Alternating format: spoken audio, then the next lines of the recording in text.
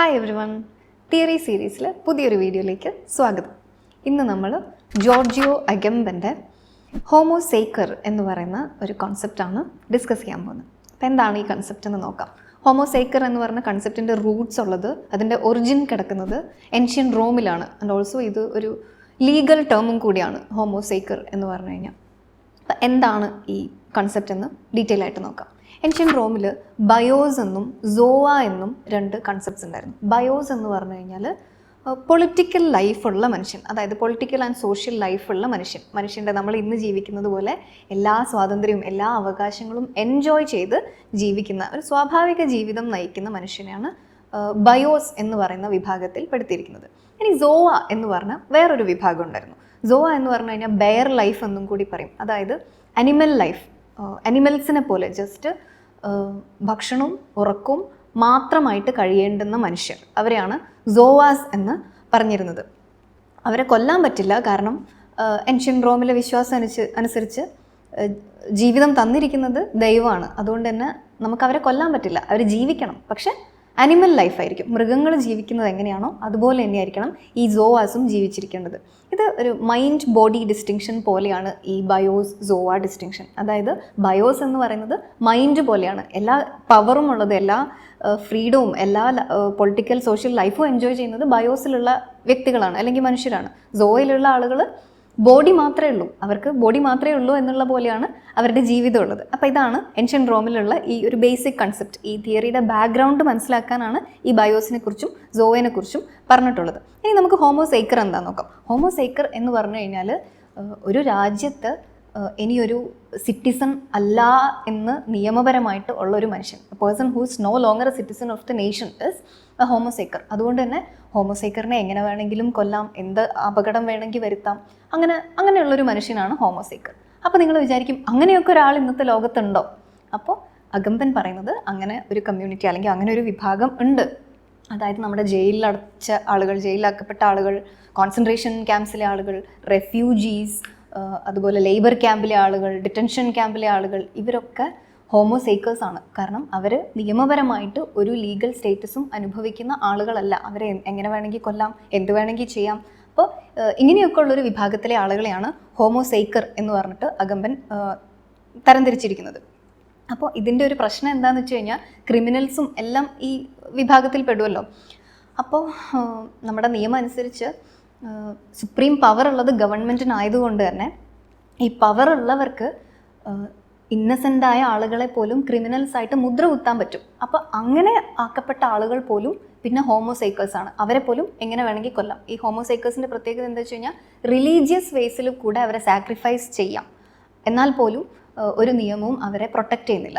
ഇതാണ് അഗംബൻ പറയുന്നത്. ഇതാണ് ഹോമോസേക്കർ എന്ന് പറയുന്ന concept. They are considered outside the protection of law. Okay, ഇനി സേക്കർ ആൻഡ് ഹോമോസേക്കർ എന്ന് പറയുന്ന രണ്ട് കൺസെപ്റ്റ്സ്. അതിന് വ്യത്യാസം എന്താണെന്ന് വെച്ചാൽ, സേക്കർ എന്ന് പറഞ്ഞാൽ നമ്മുടെ ബയോസിലുള്ള എല്ലാ പൊളിറ്റിക്കൽ സോഷ്യൽ ലൈഫും എല്ലാ റൈറ്റ്സും എൻജോയ് ചെയ്യുന്ന മനുഷ്യനാണ് സേക്രഡ് എന്ന് പറഞ്ഞിട്ടുള്ള വിഭാഗത്തിലുള്ളത്. പക്ഷെ ഹോമോസേക്കർ എന്താ? എങ്ങനെ വേണമെങ്കിൽ സാക്രിഫൈസ് ചെയ്യപ്പെടാം, ആ കാറ്റഗറിയാണ് ഈ ഹോമോസേക്കർ എന്ന് പറയുന്ന മനുഷ്യൻ.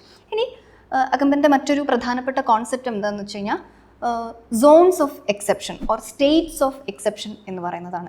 ഈ സ്റ്റേറ്റ്സ് ഓഫ് എക്സെപ്ഷൻ എന്ന് പറഞ്ഞു കഴിഞ്ഞാൽ എങ്ങനെയാണോ നമ്മളൊരു മനുഷ്യനെ ഹോമോസേക്കർ ആക്കുന്നത്, ആ ഒരു പ്രോസസ്സിനെയാണ് അല്ലെങ്കിൽ ആ ഒരു ടൂളിനെയാണ്, ആ ഡിവൈസിനെയാണ് ഈ സ്റ്റേറ്റ്സ് ഓഫ് എക്സെപ്ഷൻ എന്ന് പറയുന്നത്. അപ്പോൾ ഏതൊക്കെയാണ് അഗംബൻ പറയുന്ന States of exception? Camps, concentration camps, prisons, labour camps, ഞാൻ നേരത്തെ പറഞ്ഞ പോലെ റെഫ്യൂജി ക്യാമ്പ്സ്, ഡിറ്റൻഷൻ സെൻറ്റേഴ്സ്, ഇതൊക്കെ. അതുപോലെ asylum seekers are also sometimes considered to be states of exception. അതും ഒരു സ്റ്റേറ്റ്സ് ഓഫ് എക്സെപ്ഷനിലാണ് കൺസിഡർ ചെയ്യുന്നത്. അപ്പോൾ ആരെ കൊല്ലാമെന്ന് ആരാണ് തീരുമാനിക്കുന്നത് എന്നുള്ളൊരു ചോദ്യം ഉണ്ടല്ലോ.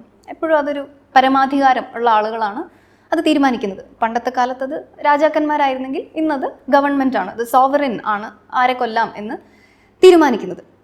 അപ്പോൾ അഗംബൻ പറഞ്ഞു വരുന്നത്, ഈ സ്റ്റേറ്റ്സ് ഓഫ് എക്സെപ്ഷൻസ് എന്നുള്ള ടൂൾ ഉപയോഗിച്ചിട്ട് മനുഷ്യരെ ഹോമോസേക്കേഴ്സ് ആക്കി മാറ്റുന്നു ഗവൺമെൻറ് എന്ന്. ഇപ്പോൾ അത് ഗവൺമെൻറ്റാണ്, അതുകൊണ്ട് തന്നെ ഈ റോമിൻ്റെ ടേംസിൽ വെച്ചിട്ടാണ് ഇതൊക്കെ പറയുന്നത്. അപ്പോൾ അന്നത് കിങ്സ് ആയിരുന്നെങ്കിൽ ഇപ്പോൾ അത് ചെയ്തുകൊണ്ടിരിക്കുന്നത് ഗവൺമെൻറ്റാണ്. അതായത് നമുക്ക് കിട്ടുന്ന ഈ ലോ, നമ്മൾ ഇപ്പോൾ അനുഭവിക്കുന്ന ഈ സ്വാതന്ത്ര്യം, ഈ റൈറ്റ്സും എല്ലാം ഒരു അണ്ടർസ്റ്റാൻഡിങ്ങിൻ്റെ പുറത്ത് നമുക്ക് തന്നിട്ടുള്ളതാണ്.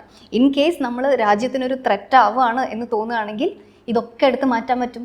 ഇനിയിപ്പോൾ ത്രെറ്റല്ല, നമ്മൾ ഒരു സാധാരണ സിറ്റിസൺ ആണെങ്കിൽ കൂടെ ഒരു പവറുള്ള ആൾക്ക് നമ്മളെ ഹോമോസേക്കറായിട്ട് മാറ്റാൻ പറ്റും. അപ്പോൾ നമുക്ക് എന്താണ് അഗംബൻ പറയുന്നത് എന്ന് നോക്കാം. ഇന്നത്തെ കാലത്ത് മോഡേൺ ഡേ ലൈഫിൽ ഡെമോക്രസി ആണല്ലോ, നമ്മളെല്ലാവരും അനുഭവിക്കുന്നത് ഡെമോക്രസിയാണ്. അപ്പോൾ ഡെമോക്രസി എന്ന് വെച്ച് കഴിഞ്ഞാൽ എല്ലാവർക്കും ഈക്വൽ റൈറ്റ്സ് പ്രൊവൈഡ് ചെയ്യാനുള്ള ഒരു അവസ്ഥയാണ്. അപ്പോൾ ഈ ഈക്വൽ റൈറ്റ്സ് പ്രൊവൈഡ് ചെയ്യാനുള്ള ഈ ഒരു അവസ്ഥയിൽ പോലും ഇങ്ങനൊരു സാധ്യത ഒളിഞ്ഞു കിടക്കുന്നുണ്ട് എന്നാണ് പറയുന്നത്. അതായത് ഈ കൊടുക്കുന്ന എല്ലാ റൈറ്റ്സും അനുഭവിക്കുന്ന എല്ലാ ഫ്രീഡവും ഒഴിവാക്കാനുള്ള, അല്ലെങ്കിൽ അത് ഒറ്റയടിക്ക് എടുത്ത് മാറ്റാനുള്ള ഒരു സാധ്യതയും ഇതിൻ്റെ ഉള്ളിൽ തന്നെ വെക്കുന്നുണ്ട്. അങ്ങനെ ഒരു പ്രൊവിഷനും കൂടെ വെക്കുന്നുണ്ട്. അപ്പോൾ എന്താ അഗംബൻ പറയുന്നത്? ഒരു ഡെമോക്രാറ്റിക് സ്റ്റേറ്റിന് പോലും ഒരു ടോട്ടാലിറ്റേറിയൻ സ്റ്റേറ്റായി മാറാനുള്ള കഴിവുണ്ട് എന്നാണ് പറയുന്നത്. Democracy itself has the power to become a totalitarian state. അപ്പോൾ ഈ ഒരു സാധ്യത ഉള്ളിലുള്ളത് കൊണ്ട് തന്നെ ഒരു സ്റ്റേറ്റിന് ഒരു ടോട്ടാലിറ്റേറിയൻ സ്റ്റേറ്റായി മാറാനുള്ള സാധ്യത പോലും അതിനെ ടോട്ടാലിറ്റേറിയൻ സ്റ്റേറ്റാക്കി മാറ്റുന്നു എന്നാണ് അഗംബൻ പറയുന്നത്. അപ്പോൾ ഇത്രയേ ഉള്ളൂ ഈ തിയറി. ഇതാണ് the GIST of this 2 concepts. അതായത് ഹോമോസേക്കറും സ്റ്റേറ്റ്സ് ഓഫ് എക്സെപ്ഷനും, ഈ 2 കോൺസെപ്റ്റ്സാണ് നമ്മൾ പ്രധാനമായിട്ടും ഇവിടെ ഡിസ്കസ് ചെയ്തിട്ടുള്ളത്. എല്ലാവർക്കും മനസ്സിലായിട്ടുണ്ടാവും എന്ന് വിചാരിക്കുന്നു. മറ്റൊരു കോൺസെപ്റ്റുമായിട്ട് വേറൊരു വീഡിയോയിൽ കാണാം. Thank you.